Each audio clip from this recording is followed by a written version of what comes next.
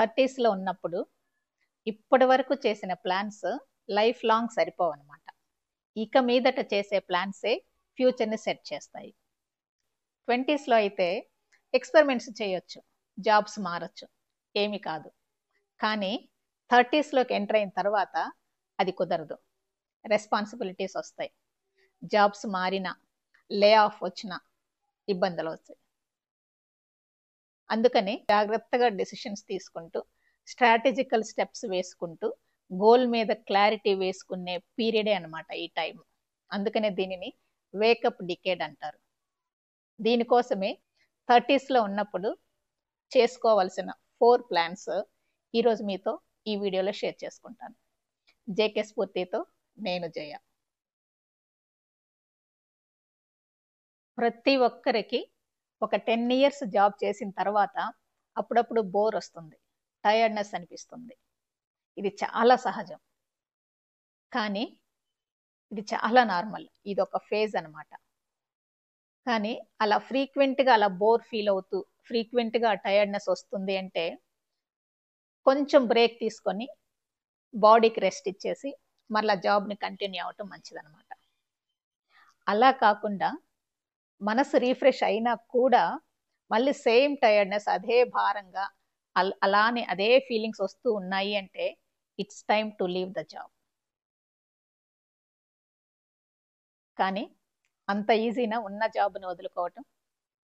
Family responsibilities, family expenses, monthly commitments ఏంటి, ఒక stable job, ఒక సేఫ్ లైఫ్ స్టైల్, ఒక మంచి ఇన్కమ్, ఇవన్నీ లేకపోతే సొసైటీ ఏమనుకుంటుందో, రెస్పెక్ట్ ఇస్తుందో లేదో. అయినా ఈ ఏజ్లో నేను జాబ్ మానేసి ఏం చేయాలి అనే భయం.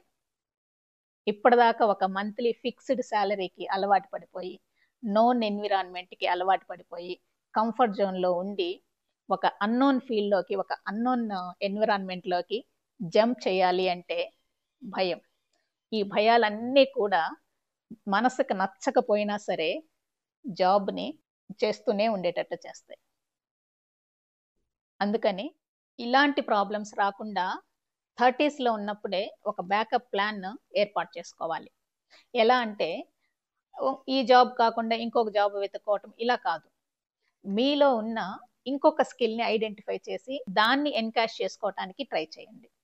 అంటే ఇంకొక ఇన్కమ్ అన్నమాట. ఇంకొక ఇన్కమ్, మరో ఐడెంటిటీ, ఇంకొక డైరెక్షన్లో. ఓకే, ఇదే బ్యాకప్ ప్లాన్.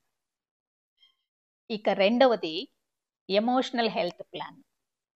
ఇది చాలా ఇంపార్టెంట్. ఎందుకంటే 50స్లోకి వచ్చిన తర్వాత మన ప్రయారిటీస్ అన్నీ చేంజ్ అయిపోతాయి. పీస్ ఆఫ్ మైండ్కి ఎక్కువ వాల్యూ ఇస్తాము. ఇమేజ్ కంటే కూడా వెల్నెస్ ఇంపార్టెంట్ అని ఫీల్ అవుతాము.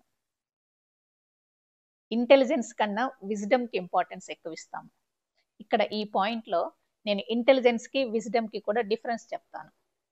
ఇంటెలిజెన్స్ అంటే నోయింగ్ ఎవ్రీథింగ్, అంటే ఇది చూసి కానీ విని కానీ తెలుసుకోవటం అనమాట.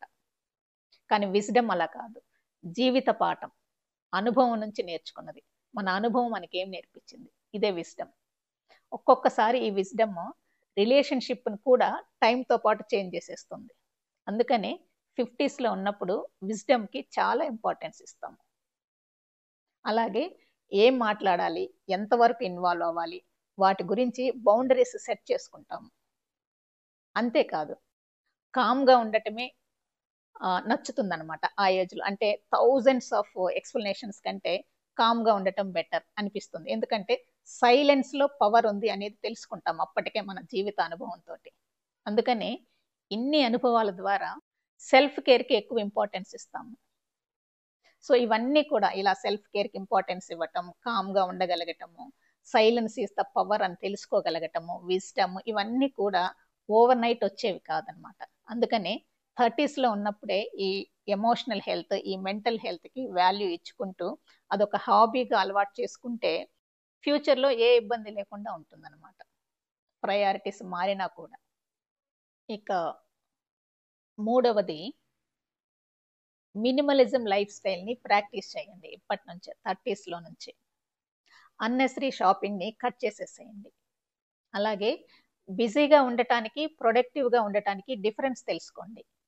బిజీగా ఉన్నాను అని కాకుండా ప్రొడక్టివ్గా ఉండటానికి ట్రై చేయండి. ఏదో టైం పాస్ చేస్తూ బిజీగా ఉండటం ఈజ్ డిఫరెంట్. అలాగే సింప్లిసిటీకి ఎక్కువ ఇంపార్టెన్స్ ఇవ్వండి. ఎందుకంటే ఏజ్ పెరిగే కొద్దీ ఆ స్టేటస్ కంటే కూడా సింప్లిసిటీకి ఎక్కువ ప్రయారిటీ ఇస్తారు. ఇదంతా కూడా మైండ్ఫుల్ లివింగ్తోనే పాసిబుల్ అవుతుంది. మైండ్ఫుల్ లివింగ్ అంటే మనం ఏది తిన్నా, మనం ఏ పని చేసినా, మనం ఏ వస్తువు కొన్నా, ఏ వస్తువు ప్రిఫర్ చేసినా అదంతా కూడా మైండ్ఫుల్గా ఉండాలి. మన మనసుకి నచ్చే విధంగా మాత్రమే ఉండాలి. వేరే వాళ్ళ అప్రిషియేషన్ కోసం, వేరే వాళ్ళ దగ్గర ఇంప్రెషన్ కోసం మనం చేయకూడదు.